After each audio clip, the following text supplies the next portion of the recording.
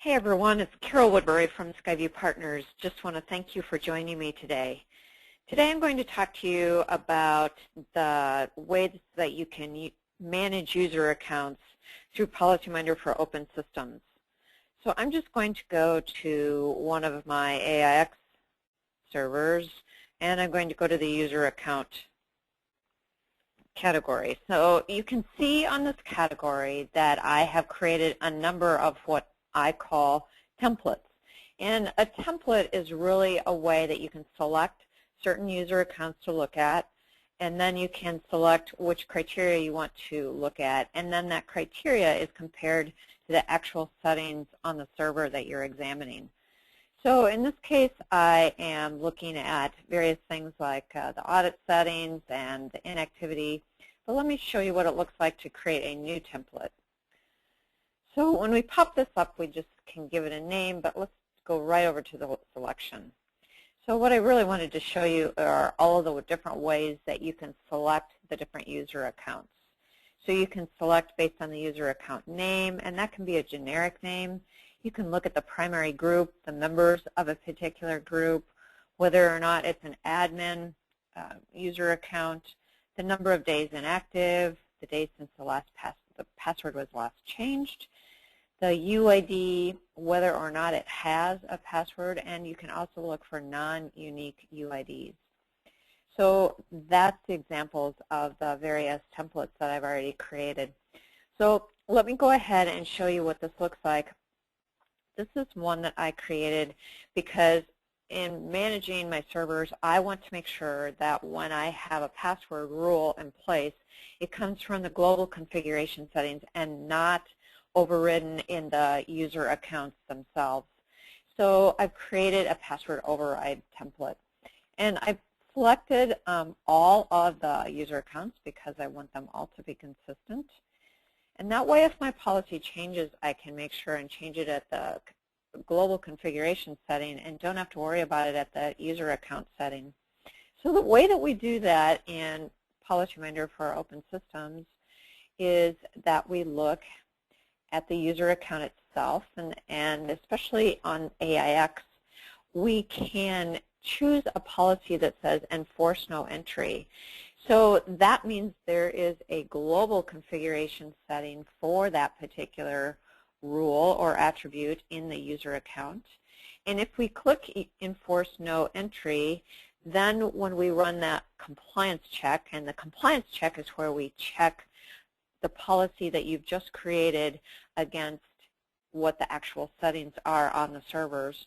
When we go and check that, then the policy is that we don't want an entry in that user stanza. So we've done that for all of the password composition rules. So when we go back in there and take a look, we can see there's a red X there, which is never a good sign. So we click on the compliance tab.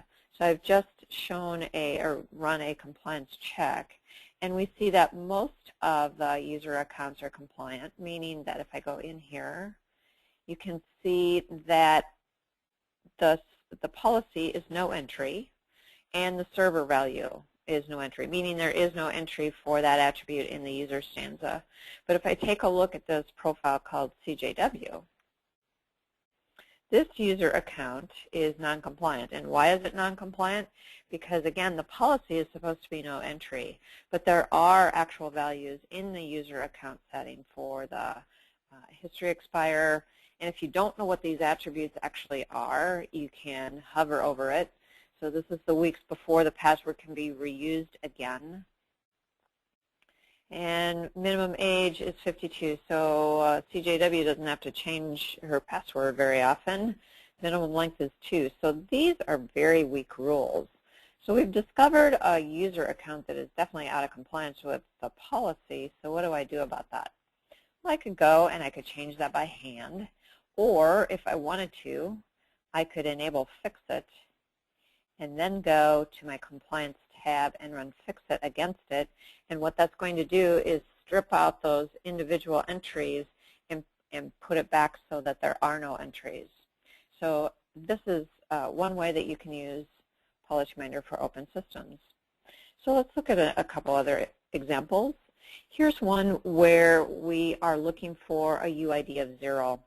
So of course, the right thing is that only root has the UID of 0.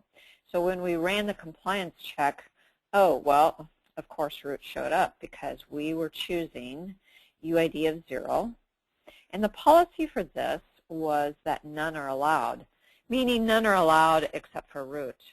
So the way that you would clean up this template and make it so that you can not have to drill into the details is that you just simply add a selection criteria. And for the user logon name, I'm going to say root.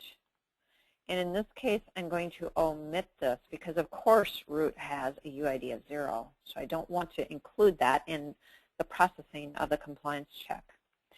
When I save that and then go back and rerun the compliance check, it's going to come back as being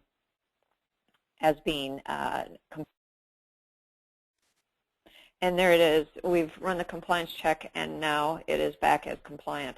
And the accounts are 0 because we omitted root. So now we don't have to go in and look at the details. So you can do that for anything. So another one that you might want to do that to is the unique UID. So of course what we're looking for is an account number of 0, meaning that there are no duplicate UIDs on the server.